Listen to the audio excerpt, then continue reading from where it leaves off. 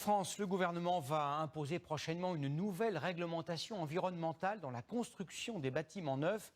Elle entrera en vigueur l'été prochain et imposerait aux constructeurs de limiter au maximum l'empreinte carbone des nouveaux édifices. Comment y parvenir et à quel prix? Illustration près de Montpellier, Aurélie RL et Lucas Garcia. Il va falloir s'adapter vite. À partir de juillet, fini le chauffage au gaz dans les maisons neuves. À la place, pompe à chaleur ou climatisation réversible et une isolation renforcée qui préoccupe les professionnels.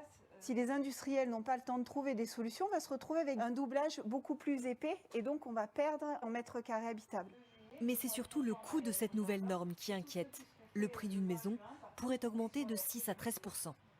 La seule solution, c'est de nous laisser une bonne année de plus, que les industriels travaillent sur des solutions écologiques et économiques et justement qu'on arrive à réduire l'addition pour nos clients. Propriétaire avec son compagnon de la maison voisine depuis un an, Pascal reconnaît qu'une telle hausse des prix aurait pu modifier leur projet. Sur les matériaux, on aurait eu peut-être des prestations inférieures ou des mètres carrés en moins, avec un coût supérieur. Peut-être on ne l'aurait pas acheté. Autre objectif, d'ici 2030, maisons et petits immeubles devraient être réalisés essentiellement en bois. Mais ni la matière première, ni le nombre de personnes formées ne sont suffisants actuellement. Sur ce chantier, aucun maçon n'a cette compétence.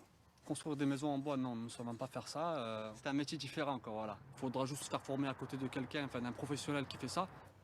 Maçons, architectes, électriciens, plombiers, des centaines de milliers de professionnels devront être formés à la construction bois.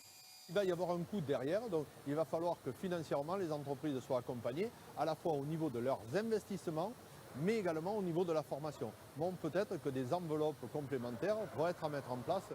De nouvelles contraintes qui s'ajoutent à un contexte difficile. Les chantiers de logements neufs ont chuté de 6,9% en un an.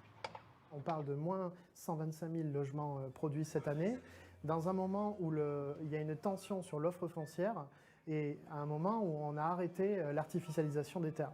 Donc, si vous voulez, on vient rajouter une couche de contraintes de plus à la production. Les professionnels attendent les derniers arbitrages du gouvernement et espèrent plus de délais et d'étapes dans la mise en place de cette nouvelle réglementation.